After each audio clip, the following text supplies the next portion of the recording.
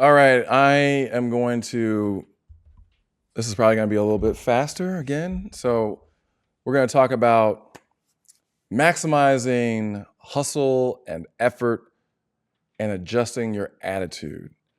Uh, Controlling the controllable is what we're talking about in this section. And you can definitely control how you hustle, your effort levels, and your attitude. You can absolutely do that. And when you can do those things, boy, it's big. It's big. So you've heard me talk about some of this stuff before, and I'm going to just keep talking about it and keep talking about it because it is so important. I made it to the NFL on hustle and effort. I I I made it on the field. So I wouldn't be a sophomore on varsity if I didn't hustle, if I didn't give maximum effort. I just wasn't good enough. Look, my junior high coach wasn't exactly wrong when he said the equivalent of this guy's not good enough. He's slow, he's awkward, he's not very coordinated. He's not really that good, is what he said. Just a reminder. That's what my junior high coach said about me, why I wasn't playing.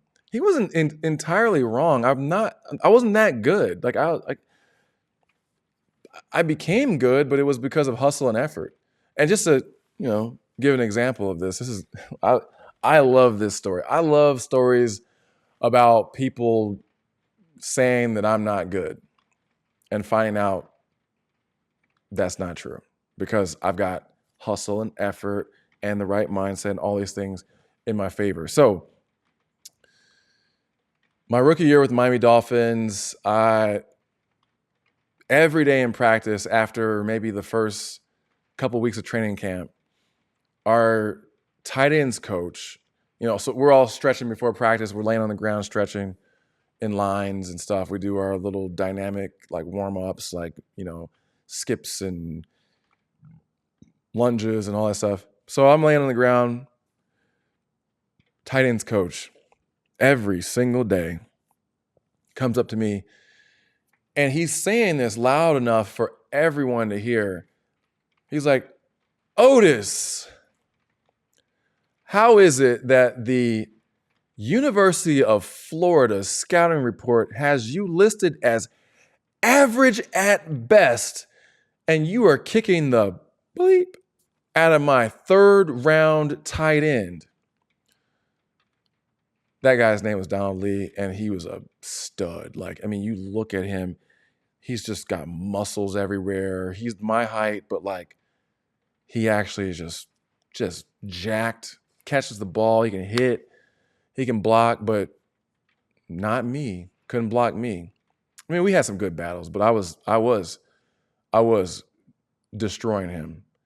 And I would just say, I smile, I'm like, hey, coach, University of Florida scouts don't know what they're talking about. But I'm saying this not to boost myself, but to say that I was there because what they saw on tape was this guy doesn't have the physical nature. He just doesn't have the tools. And then they even looked at my stats on sacks, and it's we didn't have a bunch of sacks, but they're not smart enough to realize that as a defense at Kentucky, we couldn't stop the run. So if you can't stop the run, then you don't have third and longs. If you don't have third and longs, you can't get sacks. It's not because I'm not a good defensive end. It's because I'm not in position to win. If we had third and 15s, guess what? I'd probably lead the SEC in sacks, but that's not what happened. So, but all this was off of effort. They didn't realize I was leading the SEC in tackles for loss. Okay, how do you do that? You're not getting sacks, but you've got more tackles for a loss than anyone else in the conference because of hustle and effort. And you say, Otis, you had more tackles for a loss than anyone else in the conference. Why weren't y'all able to stop the run? Well, because they can run to the other side, which is what they did often. Anyway. All right, so what you need to do to maximize your hustle, your effort, your attitude, you need to learn to love suffering. Not suffering, like, where you're inflicting harm on yourself in a really gross, like sad boy kind of way. I mean, learn to love suffering in a way where when you walk outside and it's like super hot and humid and like you're super tired and you're just like, you got a smile on your face and you're like, beautiful day, y'all. Beautiful day. Where else would you rather be than right here? Right here. Here we are. Let's go. You're singing, you're dancing, you're jumping around. You're getting everybody in a good mood. You're getting people in a good mood, but it also messes with your opponent's mind when you smile through pain. When you get hit hard and you just get up, like, in college, I hit this dude. I mean, we're playing Florida. I'm on kickoff. I'm on kickoff return, and this guy, Florida's kicking off to us. This dude was massive, and he's running full speed at me, and I'm like, this guy's trying to take my head off, so I'm running full speed at him. No finesse. He looks like he wants to just annihilate me, and I've seen the tape, so I know what he's going to try to do, and I'm going to do the same thing to him. We run at each other full speed, and we hit each other. A collision, an epic collision. It was so loud, at least to me. Both of us flew backwards, and I was on the ground, and like my ears were ringing. This is the first time it ever happened where my ears were ringing. I'm on the ground, and I hopped back up, and he hopped back up, and I looked at him and smiled, and he looked at me, and he smiled. And it was like, yeah, bro, get ready. There's gonna be more of that. And like he had the right mentality too. So like it's a bit of a stalemate.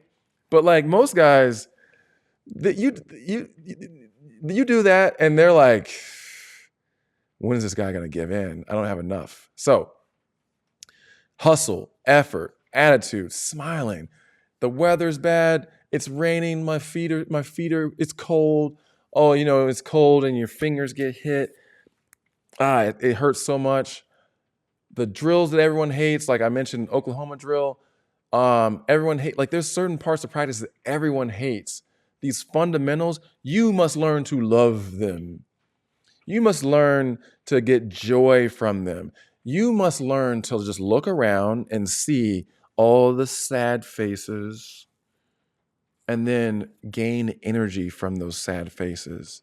All those faces of despair, the disturbed looks when guys are hungry and they're thirsty and they're tired and they're dehydrated and they're depleted. Just look at it and be like, yeah, okay,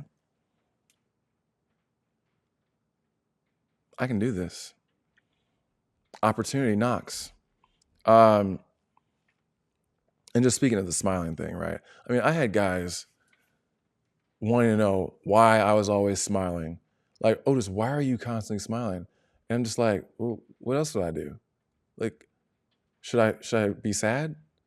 I was smiling. They make fun of me. Guys that make fun of me. What can we do? What can we say to you? Like Jason Taylor literally asked me, a grown man asked me, what is it that we can say about you that will that you're not gonna smile about? It bothered them that they couldn't break my mind. They wanted me to suffer, and it bothered them. I'm like, there's nothing. Now I told them look, now I'm gonna tell you right now, there's some stuff that you could say that could get your face whooped. Okay, you could say something to me that there's not many things you can say to me, but there's some. I'm not gonna tell you what they are, but there's some stuff that you could say, and I bet you can figure it out. There's some things that you could say to me that would have me kicked off this team because I hurt you. Very, very, very rare. I mean, I'm not, even now, that wouldn't happen for me. I'm more mature than I was then. Hopefully you'll be more mature to the point where there's nothing anyone could say to you. So attitude, hustle, effort, be the guy that runs everywhere. Be the guy that people look at as their model for how to manage pain and suffering. It's going to help you. It's going to help you everywhere in life.